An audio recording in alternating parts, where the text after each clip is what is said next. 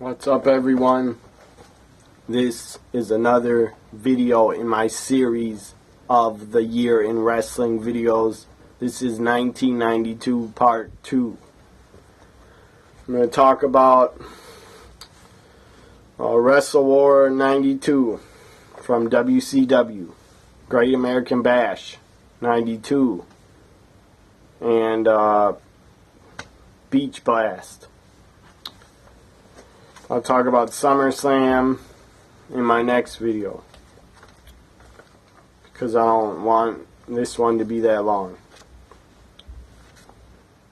So before I talk about Wrestle War that happened in May of 1992, I believe it was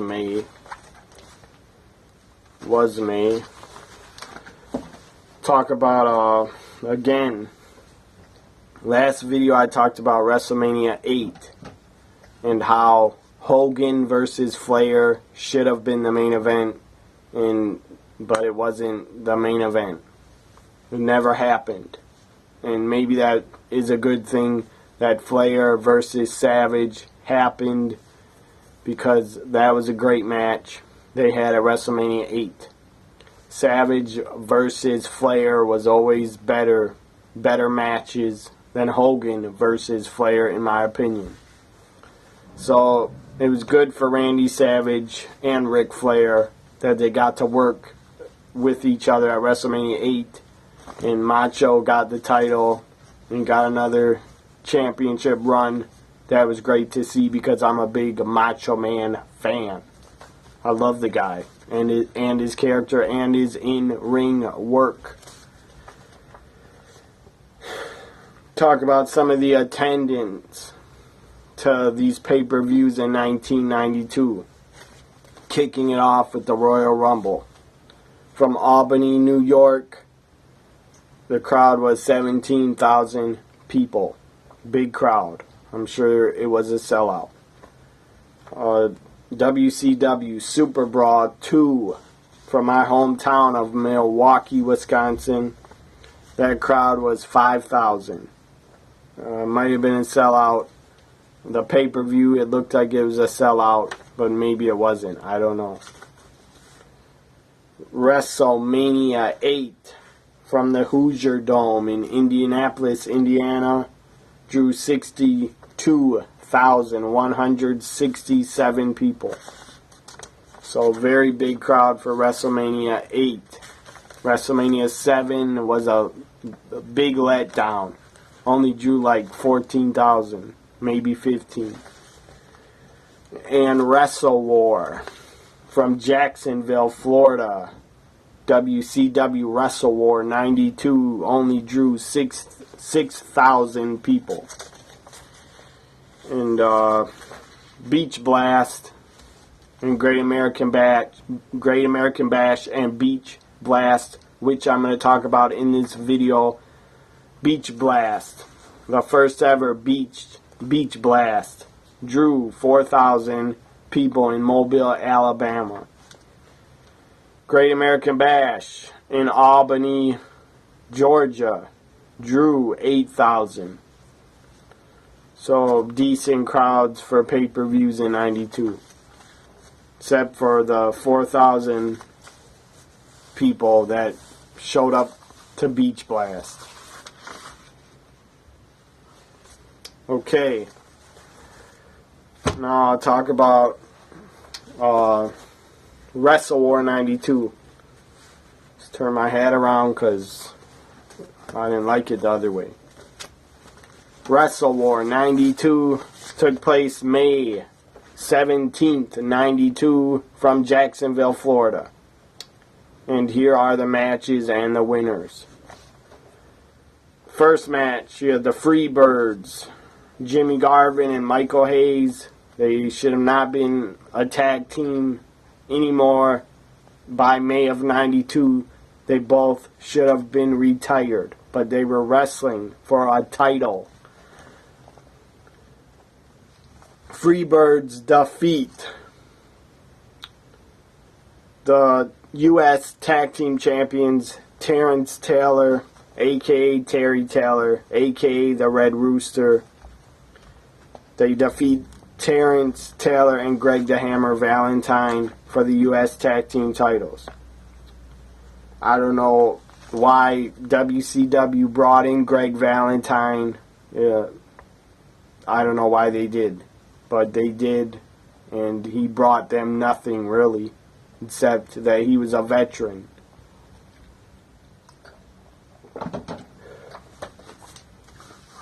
For damn sure, Greg Valentine was not going to bring in a big crowd just because he's in the WWF. He was not going to bring in more buy rates because there's no way in hell people were going to buy a pay-per-view in WCW just to see Greg Valentine.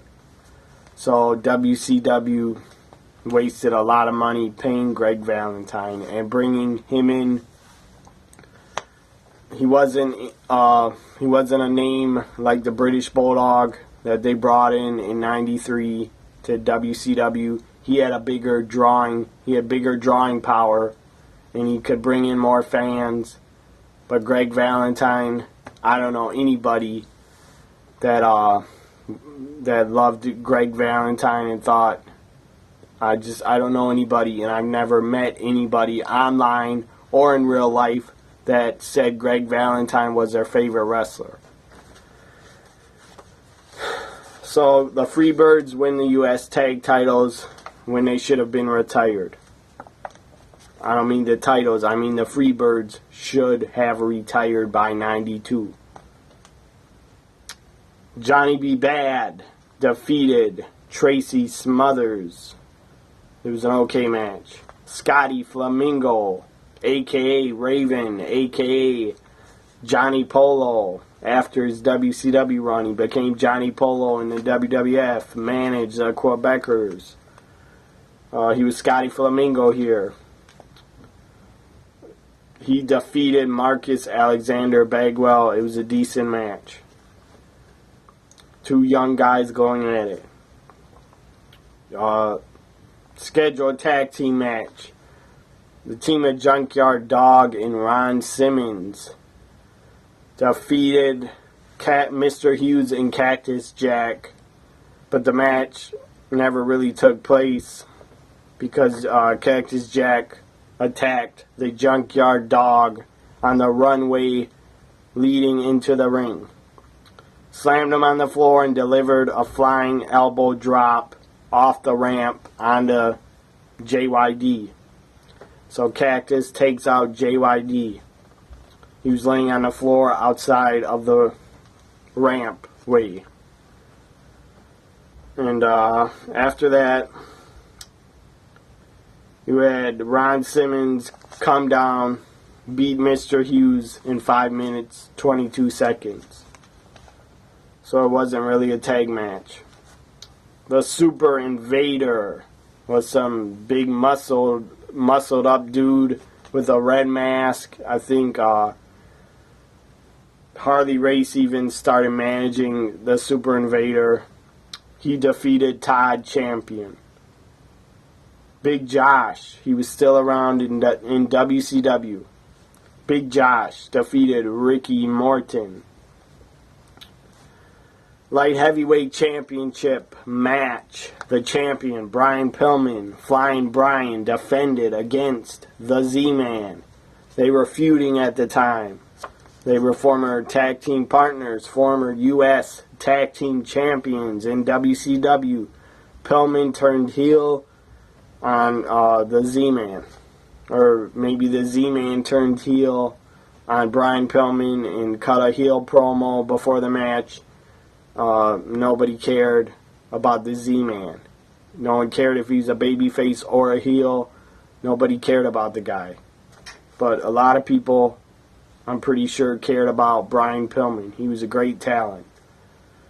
So, Brian Pillman pins the Z-Man in 15 minutes, 30 seconds to retain the Light Heavyweight Championship.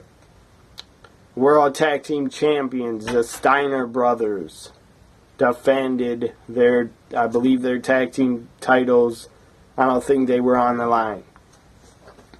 Steiners defeated Tatsumi Fujinami and some other Japanese guy. I cannot pronounce his name. But it was a great, great tag team match on Wrestle War 92. Check it out on the network. Steiner brothers are in it. And just watch it. It's very good tag team, hard-hitting tag team wrestling action. That's one of my favorite matches on Wrestle War 92, along with the War Games. So after the Steiners defeat Fujinami and the other guy, you had the main event, the War Games, the Dangerous Alliance, the team of Dangerous Alliance, the team of Steve Austin, Rick Rude, Arn Anderson, Larry Zbyszko, and Bobby Eaton were the Dangerous Alliance, taking on the team of Sting's team. Sting, Ricky Steamboat, Dustin Rhodes, Nikita Koloff, and Barry Windham. This was an awesome War Games match. One of my favorites of all time. It was a great match. And my throat's dry as hell. Like I got spit. But I'm not going to spit on camera.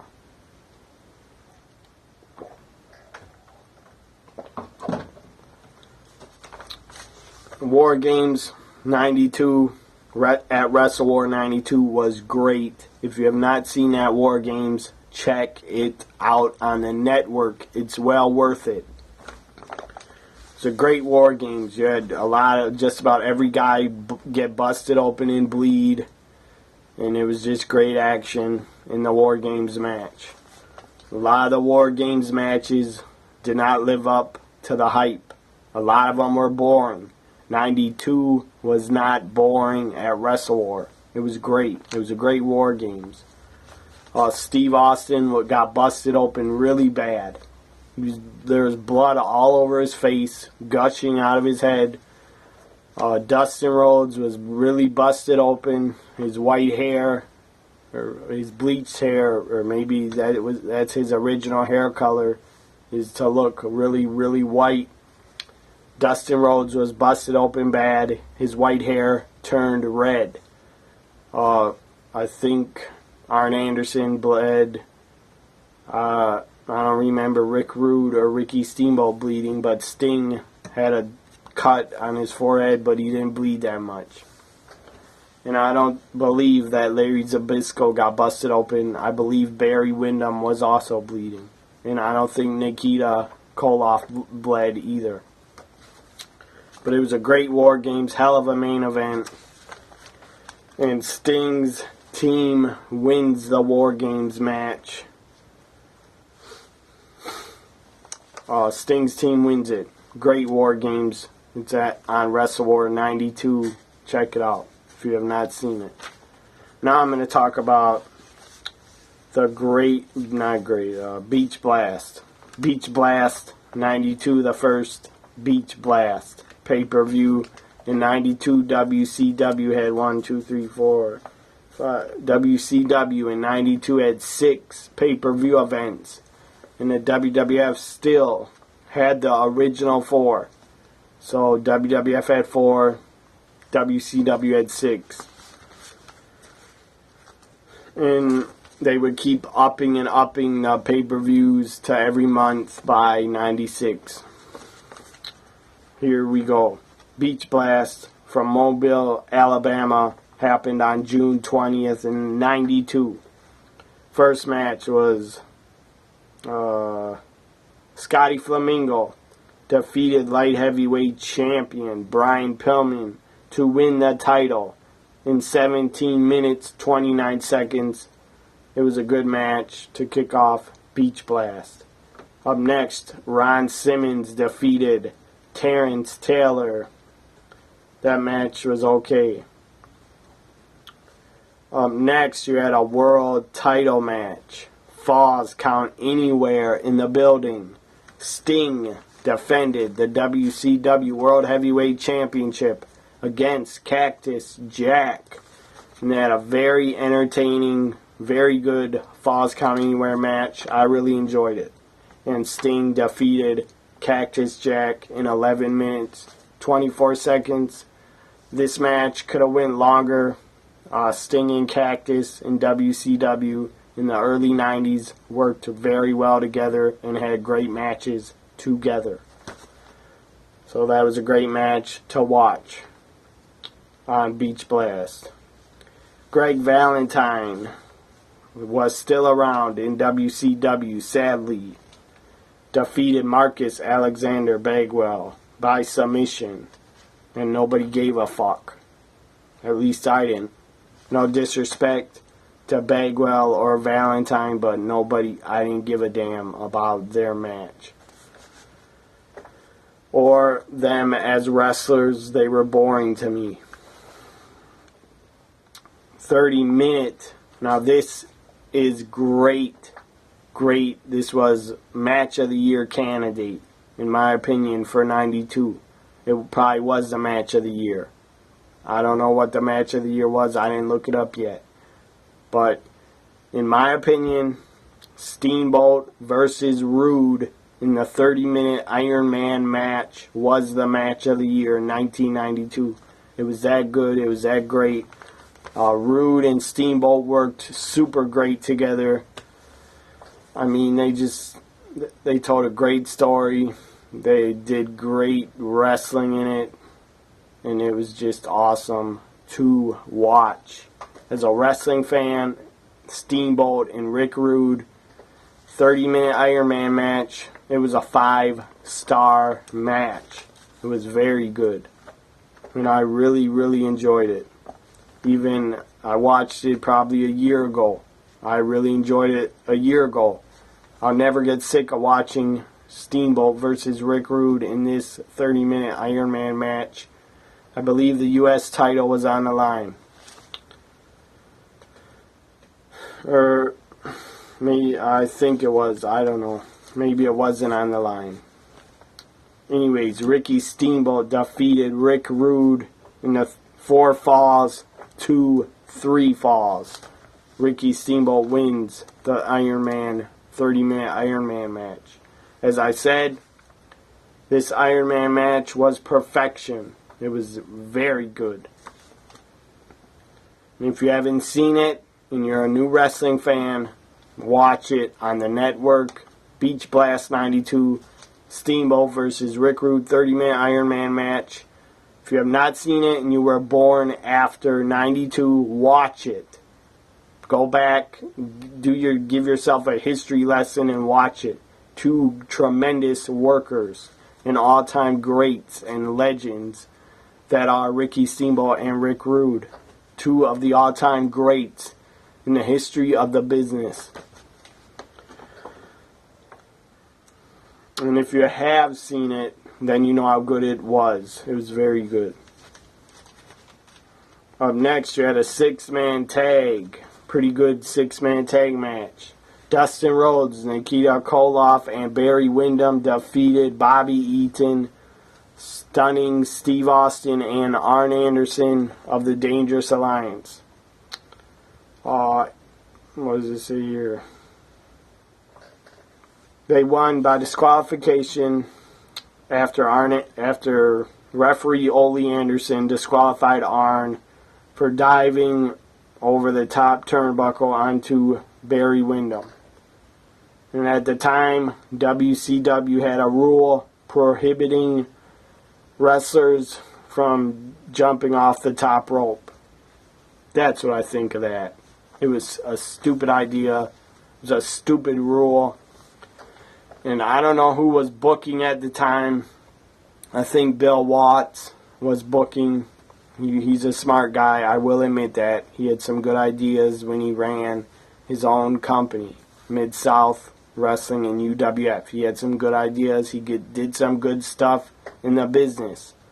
But the other stupid rule that was around in WCW probably since, I don't know, 87 or 88 or 89, if you throw your opponent over the top rope, you get DQ'd. That's a dumbass idea. And I hated that rule. And then in 92, you couldn't go off the top rope. And Arn Anderson got disqualified for going off the top. That's stupid as fuck. Another thing that I believe Bill Watts did, he had no mats around the ring at Beach Blast. They had no mats outside the ring. It was just straight up concrete. That's another stupid ass idea. A lot of the wrestlers probably got injured and hurt because there was no mats on the floor. That was a stupid ass idea. This was in the 1970s where they couldn't afford ring mats around the ringside. This was the 90s. And WCW, you should have had ring mats outside the ring to protect the wrestlers. But no, Bill Watts claimed it made the wrestlers tougher than the WWF talent. And people watching WCW at the time would think their wrestlers are tougher because there's no mats outside the ring. I never thought that the WCW talent was tougher just because they had no in-ring mats. I thought the stupid fuck that took the ring mats away was a fucking idiot, and they should have never took them away. It did nobody any good at all, period. That's my opinion on that. Up next, you had the main event, ended the show. WCW World Tag Team Champions, I think the titles are on the line. Rick and Scott Steiner defending against the team of Terry Gordy and Steve Dr. Death Williams. This match went about 30 minutes and it ended in a draw. It was a very good tag team match. It was very good technical wrestling. Amateur wrestling was in it. It was a great tag match to end the show. But they should have ended Beach Blast with Sting and Cactus Jack for the world title. Also, Ricky Steamboat versus Rick Rude. 30-minute Iron Man match. That could have ended the show. But no. Up next, Great American Bash. 1992 I'll talk about from Georgia. First match, and they had a tag team tournament was going on most of the night and most of the Great American Bash 92. It says NWA Tag Team Title Tournament Quarterfinals. Some of the matches were, the first match was Ricky Steamboat and who's his partner? Ricky Steamboat and Nikita Koloff defeated Brian Pillman and Jushin Thunder Liger. Pretty good tag match. Up next, you had some Japanese team. I can't pronounce their names. Two Japanese guys taking on the team of the Freebirds, and they defeated the Freebirds. Up next, you had Dustin Rhodes and Barry Windham defeat the team of Rick Rude and Stunning Steve Austin. This was a very good tag match. All four guys were great workers. Semifinals. Steve Dr. Death Williams and Terry Gordy defeated Ricky Steamboat and Nikita Koloff. Other semifinals matches of the tag tournament, Dustin Rhodes and Barry Windham defeated the Japanese team. I don't know their names, and I'm not going to try to pronounce them. In the finals of the tag team tournament, you had Steve Dr. Death Williams and Terry Gordy defeat Dustin Rhodes and Barry Windham in 21 minutes, 10 seconds. So they win the tag team tournament. I don't know what they got for winning the tag team tournament. I guess they got a future title shot or they got a trophy. I don't remember what they got. But they won the tag tournament. Did Terry Gordy and Dr. Death, Steve Williams. And the other match, it may have closed the pay-per-view. I think it was the last match on the pay-per-view. And if it wasn't, it should have been. I haven't watched Great American Bash in 92 in a couple years. so I don't remember what the last match was. But this was the last match that I'm talking about right now.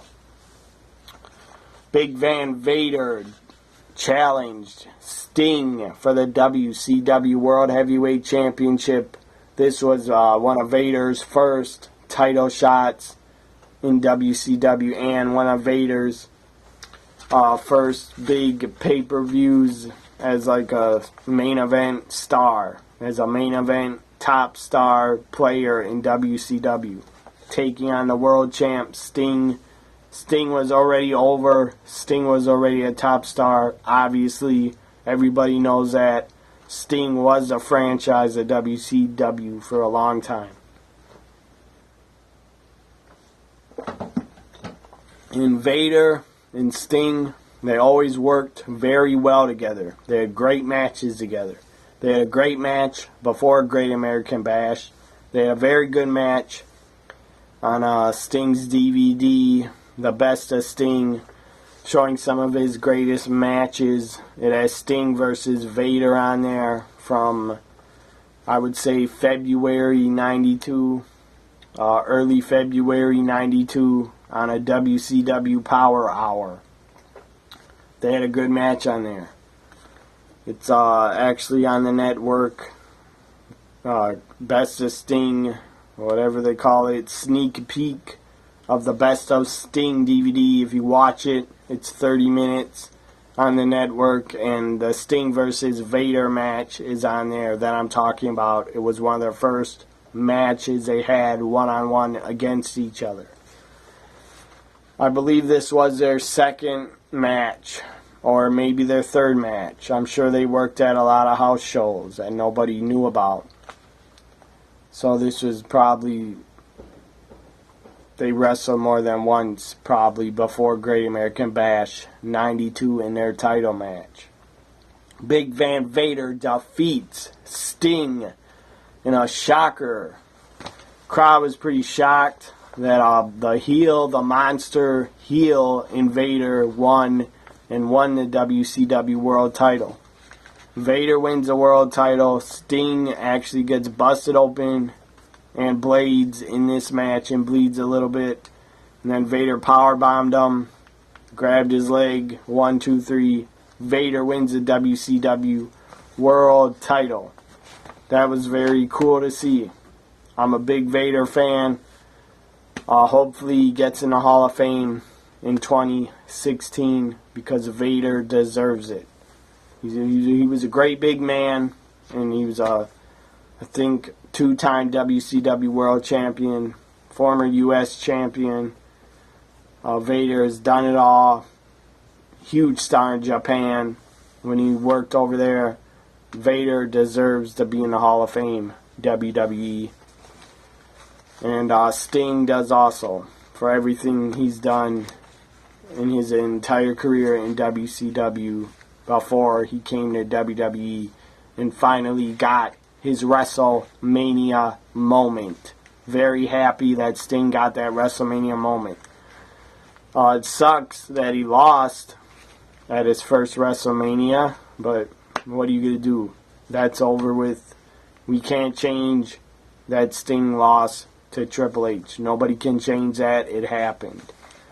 And I guess it happened because Triple H was going to be on television for months and months after WrestleMania, and they didn't want him to look weak, like he lost his Sting, and they didn't want him on television. And Sting agreed to do it. He agreed to do the job, probably because he knew he wasn't going to be back for months and months. And who knows if he'll even come back this year and if he'll even wrestle at SummerSlam. I don't think he will. And maybe Sting will work Survivor Series, but who knows? I doubt it.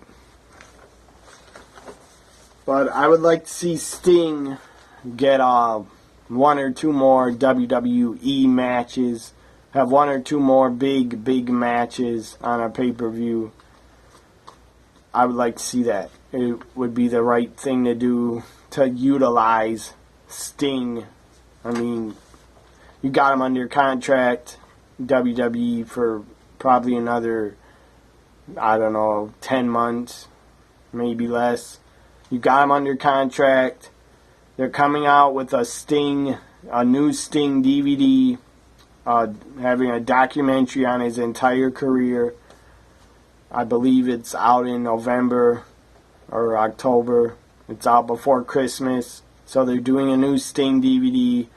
Obviously, the rumors are that Sting is going into the Hall of Fame in 2016, and that WWE and Vince McMahon wants to put Sting in the Hall of Fame in 2016. That will probably happen because Sting lives in Texas, and WrestleMania 32 is in Texas. I don't know if Sting lives in Dallas, but he probably is really close to where WrestleMania 32 is. So WWE, knowing that, will probably put him in the Hall of Fame because Sting lives in Texas. So I talked about Wrestle War 92, Beach Blast, and Great American Bash. 3 events. Next video, part 3, I'll talk about SummerSlam, Halloween Havoc 92, and Starrcade. This was my Year in Wrestling 1992 video, part 2. If you watched it, thank you for watching. Thanks a lot for checking it out. I'll be on Twitter later on when Monday Night Raw starts. I'll be on Twitter. Anyways, if you care, follow my tweets at TNAWW Guy or follow me on there. Thanks very much. Everybody have a good. Hope you had a good Monday, and bye for now.